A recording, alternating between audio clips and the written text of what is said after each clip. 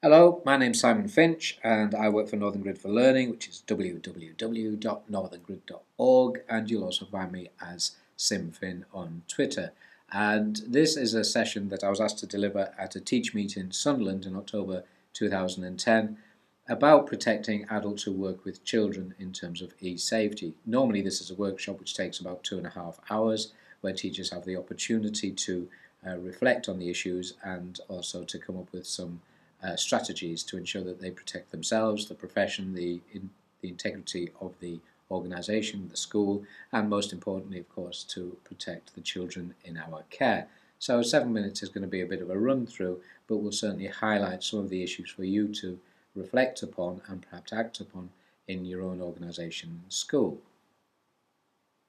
So we'll start with email, and death by inbox is something that we all suffer from, I think, and particularly busy teachers. I should explain first that as an RBC I had access to over 300 schools' admin passwords for their learning platforms, and I received this email on a Monday morning. I forgot my password and admin name for a particular primary school. Please can you send it to me because I need to move children up year groups.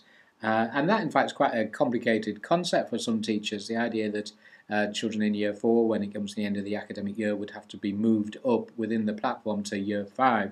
And so I could have replied and given the password straight away, but protocol really says that I should let the local authority know. So I got on the phone to the guy in the local authority and asked whether he wanted to get in touch with them or whether he'd prefer me to, because I'm there to help. Anyway, we'll see what happens. So a couple of hours later, I get the following reply. Hi Simon, the lad that sent that email is 8 or 9 years old. He's now at something or other special school after being at a previous school.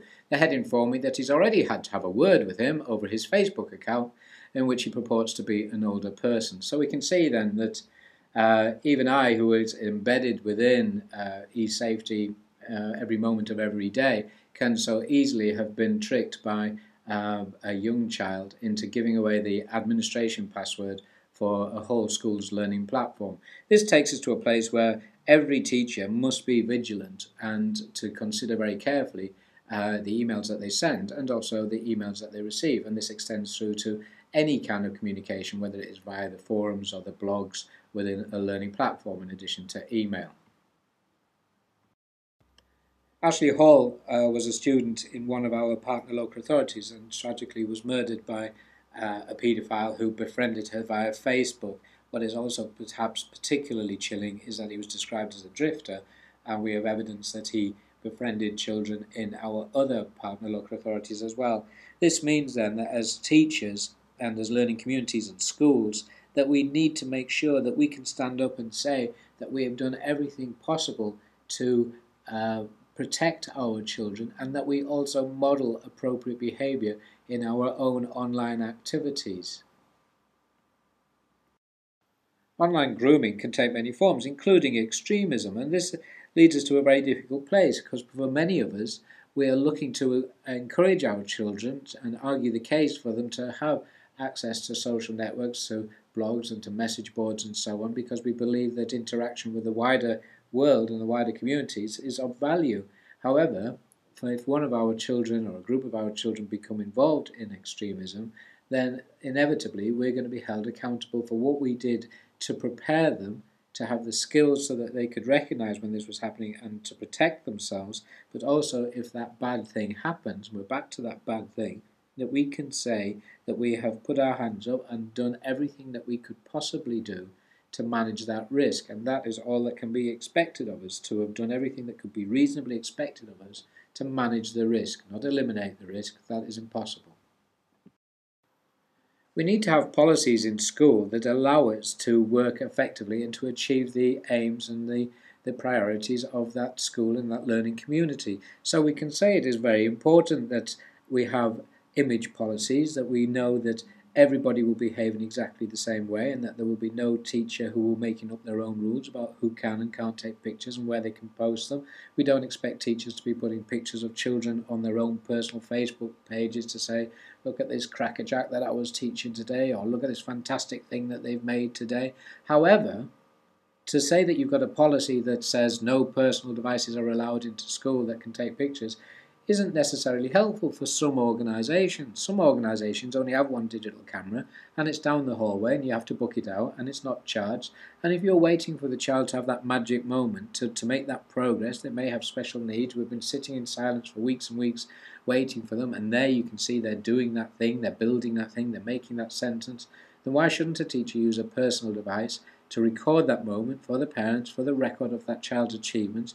And then you have a practice in place that says we take those images, we put them onto the server, we write a letter that we give to the parents in exactly the same way as when a child bangs its head, you send a letter home to say a child has banged its head and you may need to watch over to make sure that they're not dizzy and take them to hospital and so on, so that you can manage that risk. And in the meantime, you will also be able to achieve the educational purpose of your organisation, of your institution, and of the individual teacher concerned, and that the children can make good progress that is recorded.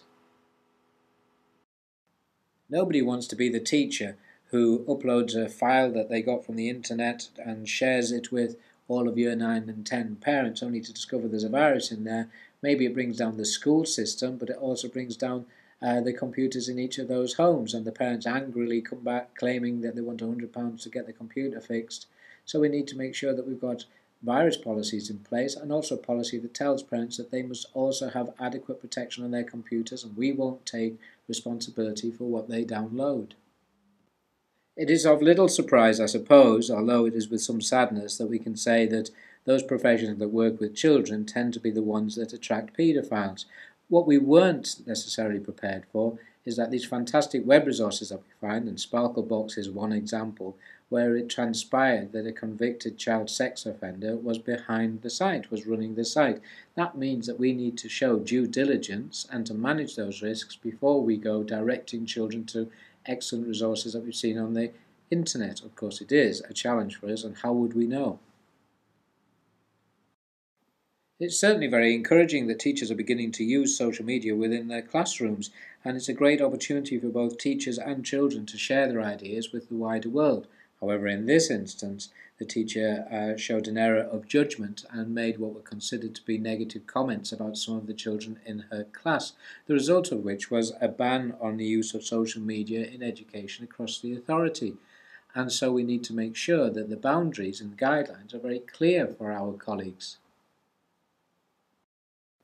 Increasingly, we will see teachers' online identities taking many forms, and not simply about family and friends on Facebook, but they may also be out there in World of Warcraft and making comments on YouTube. And we do need to consider how we can give them guidance to make sure that as professionals and representatives of our profession, that we make sure that they know how to behave and they don't bring the profession, the organisation, the school, or themselves into disrepute. Schools could do well to think about what is acceptable and come to an agreed understanding of what is acceptable in terms of images, for example, or humorous jokes. Is there a place for them within school? Would you discipline somebody who had this in their My Pictures folder or sent it to you by email? Each of the Bluetooth names you can see on the right are names of teachers who have attended workshops that I have delivered. I've done a secret Bluetooth search and up those have popped. Frequently we see Babe and Sexy, and God in this case actually was a police officer, which is better or worse depending on where you're standing, and the names in the screen dump on the left hand side are typically the names that I would see of children. Clearly we're putting ourselves in a vulnerable position if we choose to have a humorous or obscene name as a Bluetooth handle on our phones, because you can be certain that the children will be able to identify you as a matter of course. Why would you choose to undermine your authority within the classroom by having a Bluetooth name that was inappropriate? I think it's pretty obvious to anybody that you wouldn't really want to have children as friends on Facebook. If you want to have friends and the children are asking if they can be friends with you on Facebook, then make a school Facebook account, which is overwatched by senior management as well as whoever the enthusiastic teacher is who wants to manage that. That way any conversations are monitored and are above board, and you can never be accused of having secret conversations or relationships that might be perceived to be inappropriate. Here we can see two teachers' Facebook accounts. The first thing to say is that these weren't hacked by me. All I did was do a search for teachers in our area. We can see the teacher on the right, rather like Sex in the City and Desperate Housewives, and favourite movies Ghost.